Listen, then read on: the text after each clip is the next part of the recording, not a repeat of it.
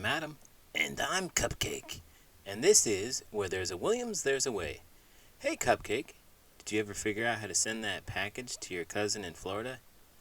Oh, Adam, you wouldn't believe the mess I got into at the post office. I thought I was buying stamps, but I ended up with a whole roll of raffle tickets. Guess who won a year's supply of meatloaf? I'm guessing it wasn't your cousin in Florida. Right you are. Now I've got more meatloaf than the cafeteria on Meatloaf Monday. I tried to ship it to Florida, but they said it was too perishable.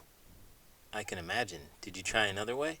I did. I tried FedEx, but they asked if the package contained anything that could spill, leak, or smell, and I said, only if you open it. Classic. So what's plan B?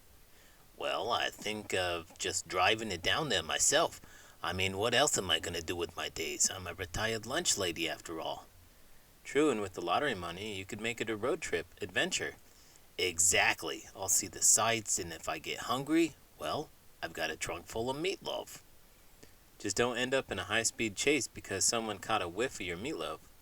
You'd make the evening news. In today's book, follow one package that loses its way and discovers a friendship tale that proves distance can't always keep us apart. Let's get started.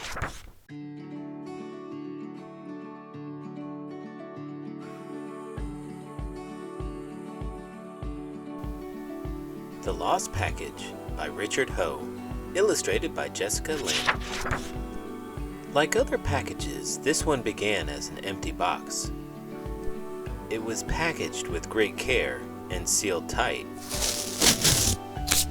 and given a personal touch. At the post office, it was weighed, stamped, labeled, and loaded onto a truck. Like other packages, it was taken to a building with wondrous machines that zip mail through a maze of moving belts. Machines that tumble and separate, scan and measure, sort and route. Like other packages, this one headed to the airport.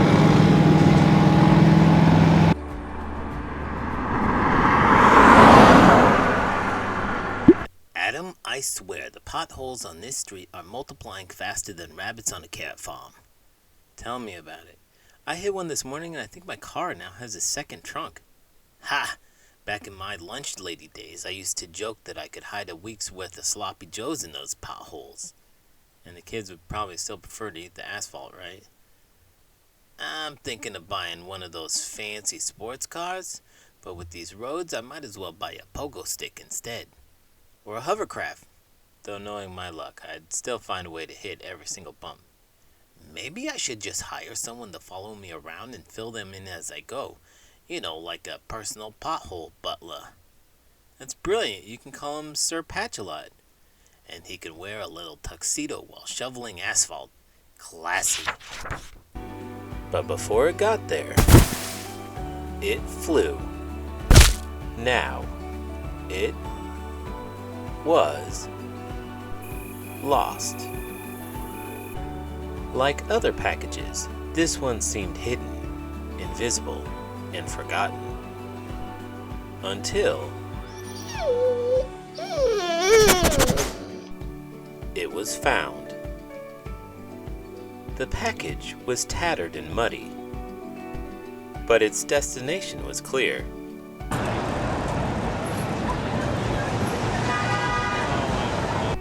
Like all packages, this one was sent with hope that neither snow, nor rain, nor heat, nor gloom of night will keep it from being delivered. Not all packages travel the same road. Some get lost, some get found, but most end up where they're meant to be. So, how's retirement treating you? It's a dream. I spend my days grazing, enjoying the sunshine, and traveling. Did you know I went to Paris last month? The grass there is magnifique. That sounds amazing. I love to travel. Maybe one day I'll take my class on a virtual field trip. I could sponsor a field trip if you're interested. Gotta spread the joy, right? That'd be incredible. Kids would love it. You know, Cupcake, You're a lot more generous than the average cow. Oh, stop it. You flatterer. We'll all have to stick together. Life's too short not to make new friends and share the good times, you know? A note from the author. If it wasn't for the United States Postal Service, I might not be here today. My parents arrived in the U.S. over 40 years ago. As young immigrants in a new country, they didn't have much money. When my older sister was born, my father was working at a low-paying job, and my parents didn't think they could afford to have any more children. But then he applied for a job as a postal clerk for the USPS. The government position came with benefits and stability, and my parents felt secure enough to have another child. For that, I'll always be thankful.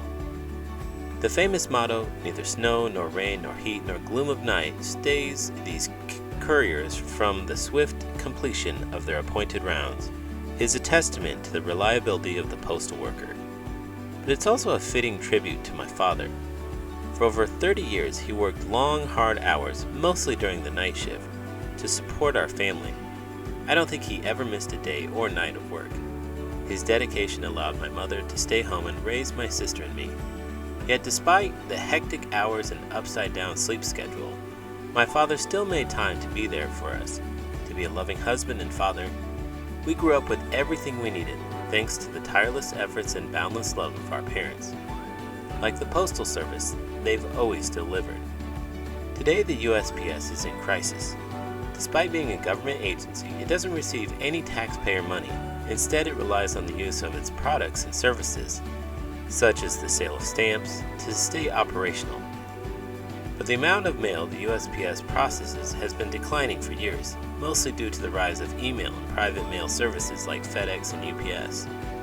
The coronavirus pandemic of 2019 to 2020 magnified these hardships on businesses, which reminded the USPS's biggest customer. Today, the USPS is in crisis. Despite being a government agency, it doesn't receive any taxpayer money. Instead, it relies on the use of its products and services, such as the sale of stamps, to stay operational. But the amount of mail the USPS processes has been declining for years, mostly due to the rise of email and private mail services like FedEx and UPS. The coronavirus pandemic of 2019 to 2020 magnified those hardships, as businesses, which remain the USPS's biggest customers, have closed down. If you wish to support this vital American institution, use them. Buy stamps, write letters, and send packages. Maybe now is the time to get a pen pal of your own. A note from the illustrator. I am indebted to the USPS and Smithsonian National Postal Museum for their exhibit system at work, which helped me to understand the postal sorting machines. I'd also like to thank Freya Mueller for giving me permission to use her beautiful photographs as reference for the San Francisco page. Finally, thank you to my neighbors and excellent models, Jenny, Jack, Zoe, and Charlie. Do you ever stop to think about the post office? Really think about it? You mean other than when I'm waiting in line behind someone sending 1,000 holiday cards? Exactly. The post office is like the beating heart of a community. Without it, we'd be lost. I suppose, but can't we just send emails? Email? Adam, do you realize how impersonal that is?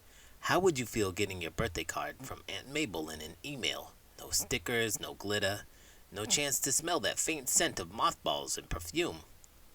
I think I could live without the mothballs. And what about the packages? I once mailed a casserole to my sister. Can't email that. What's with you mailing food? It was my famous lasagna. She lives 3 states away and needed cheering up. Nothing says I love you like surprise lasagna in the mail. I'm sure the post office loved it. Oh, they did. I got a lovely thank you note from my mailman.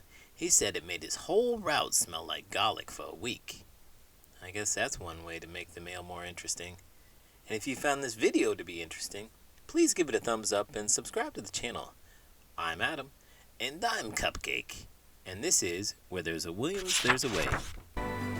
Did you know, if a package is undeliverable, the USPS will send it to the Mail Recovery Center, where they will scan and open it to look for identifying information if it's worth more than $25 or more. Packages worth less than $25 are recycled or disposed of.